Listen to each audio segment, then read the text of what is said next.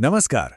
कभी ये सोचा है कि जब कोई अपनी प्रॉपर्टी या स्टॉक्स बेचता है और उस पर अच्छा खासा मुनाफा कमाता है तो उस मुनाफे पर टैक्स कैसे लगता है? अच्छा, आज हम इसी गुत्थी को सुलझाने वाले हैं। हम बात करेंगे कैपिटल गेन्स टैक्स के बारे में। ये एक ऐसा टॉपिक है जो सिर्फ इन्वेस्टर्स के लिए ही नहीं, बल्कि जो लोग प्रतियोगी परीक्षाओं की तैयारी कर रहे हैं उनके लिए भी समझना बेहद जरूरी है। तो इसे अच्छी तरह से समझने के लिए हमने इसे 4 हिस्सों में बांटा है। सबसे पहले तो यही जानेंगे कि ये कैपिटल गेन्स हैं क्या भला। फिर शॉर्ट टर्म और लॉन्ग टर्म गेन्स के बीच का फर्क देखेंगे।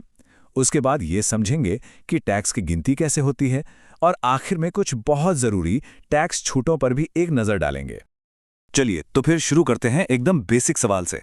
जब हम ये शब्द सुनते हैं कैपिटल गेन या पूंजीगत लाभ, तो उसका असल में मतलब क्या होता है? देखिए, इसे एकदम सीधे साधे शब्दों में समझें तो कैपिटल गेन और कुछ नहीं, बस वो मुनाफा है जो किसी चीज को उसकी खरीद कीमत से ज्यादा में बेचने पर होता है। मतलब जितने में बेचा और जितने में खरीदा था उसके बीच का जो अंतर है वही है कैपिटल गेन। एक उदाहरण से समझते हैं। मान लीजिए किसी ने कई साल पहले कोई विंटेज पेंटिंग खरीदी थी और अब सालों बाद उसे किसी आर्ट कलेक्टर को बहुत ऊंची कीमत पर बेच दिया। तो खरीदने और बेचने की कीमत के बीच का ये जो फायदा हुआ ना, बस वही कैपिटल गेन है। अच्छा, ये तो समझ आ गया। पर अब एक सवाल और उठता है कि ये कैपिटल एसेट या पूंजीगत संपत्ति आखिर होती क्या है? मतलब हम किस तरह की चीजों की बात कर रहे हैं? तो देखिए, इसकी लिस्ट काफी लंबी है। इसमें प्रॉपर्टी, जमीन, घर ये तो आते ही हैं। साथ ही शेयर बाजार में खरीदे गए स्टॉक्स और बॉन्ड्स, सोना, यहाँ तक कि पेटेंट और ट्रेडमार्क जैसी चीजें भी कैपिटल एसेट ही मानी जाती हैं। तो अब जब ये क्लियर हो गया है कि कैपिटल गेन क्या है, तो चलिए अब इसके सबसे दिलचस्प और जरूरी पहलू पर चलते हैं। पता है, हर कैपिटल गेन पर एक जैसा टैक्स नहीं लगता और इसकी सबसे बड़ी वजह है समय। तो क्या वाकई इस बात से कोई फर्क पड़ता है कि कोई संपत्ति बेचने से पहले कितने वक्त तक किसी के पास थी? हाँ, ये सवाल बहुत जरूरी है क्योंकि इसी में इस टैक्स का पूरा राज छुपा है।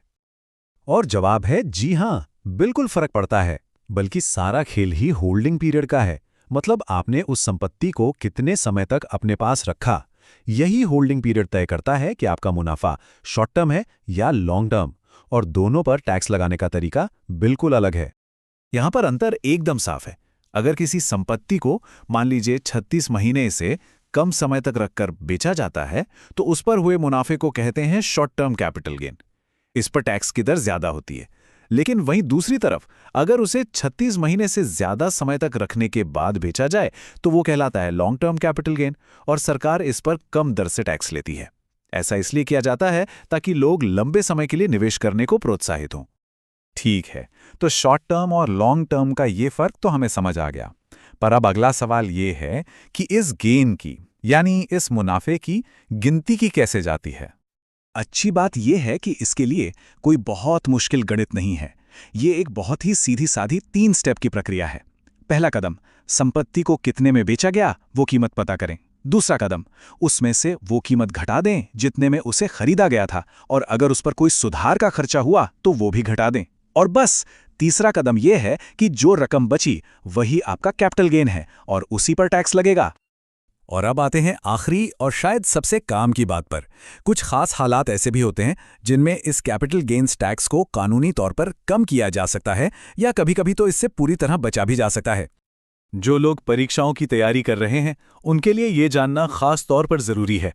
जैसे अगर किसी ने अपना घर बेचा और उस मुनाफे से एक नया घर खरीद लिया तो उसे टैक्स में छूट मिल सकती है। या फिर अगर उस मुनाफे को सरकार द्वारा बताए गए कुछ खास बॉन्ड्स में निवेश कर दिया तब भी छूट का प्रावधान है।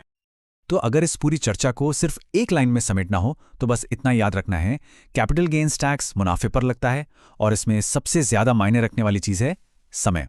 मतलब उस संपत्ति को कितने समय तक अपने पास रखा गया। जाते जाते एक सवाल के साथ छोड़ते हैं।